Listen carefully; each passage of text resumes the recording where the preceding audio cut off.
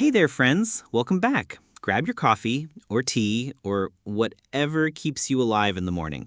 You're here with Daniel. And Sophia. And today, we're talking about something that can seriously change your life. It's not a magic pill, it's not winning the lottery, it's something even better. Yep, we're talking about the rich versus poor mindset. Now, before you imagine this episode as some boring money lecture, stop. We're not here to tell you, be rich, money good, poor, money bad. No, we're talking about mindset, your way of thinking, how you look at life. Exactly, because your mindset can be richer than your bank account, and that's actually what makes the bank account grow later. Ooh, I like that. Richer than your bank account. That's a good phrase. Write it down, people. And if you're listening while cooking, maybe don't write it down in the soup. Please know, we are not responsible for soup disasters. Okay, so let's start with this. Have you ever met someone who has very little money, but they seem happy? They laugh easily. They believe things will get better. And have you met someone who actually has a good amount of money, but they always complain, always stressed, always saying everything is going wrong? That's the difference we're talking about. Mindset. A rich mindset isn't just about money, it's about seeing opportunities instead of problems. And here's a useful expression.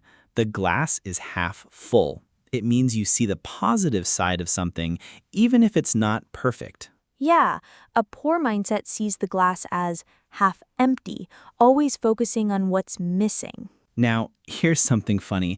You know those people who always say, well, must be nice when someone succeeds? Oh, yes, must be nice, like they think success just falls from the sky, like a pizza delivery. Exactly. That's a poor mindset.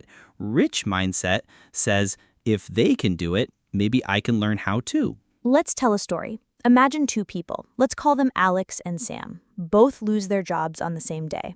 Poor mindset Sam says, well, that's it. Life is unfair. The world hates me.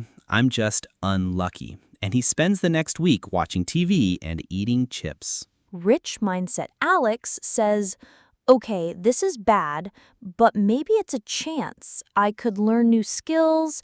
I could start that business I always dreamed of. I could improve my English and get an even better job. And here's a phrase.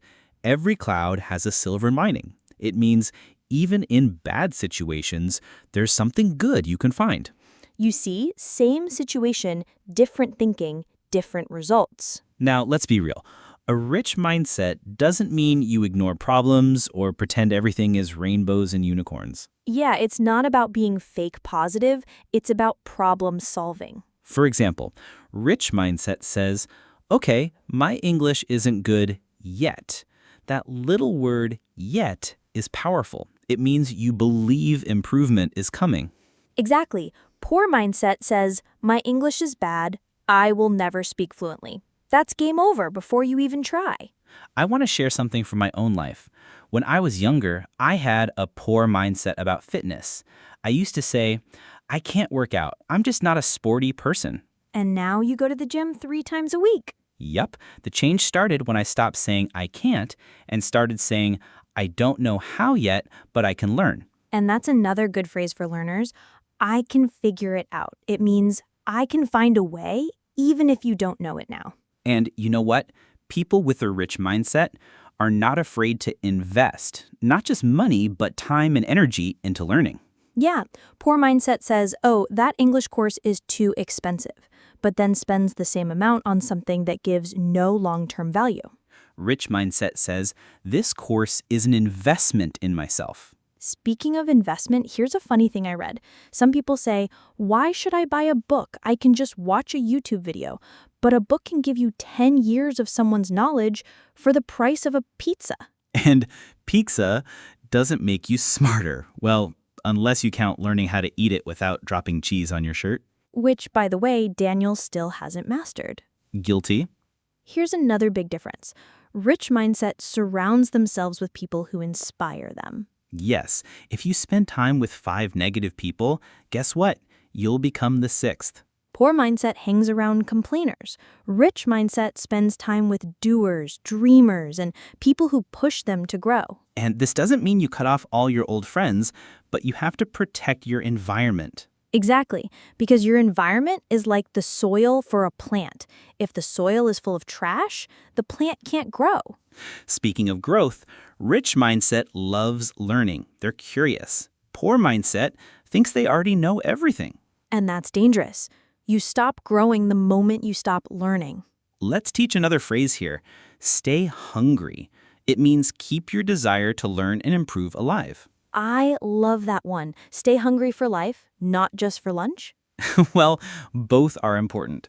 Okay, let's wrap this part with something practical. If you want to develop a rich mindset, start with these.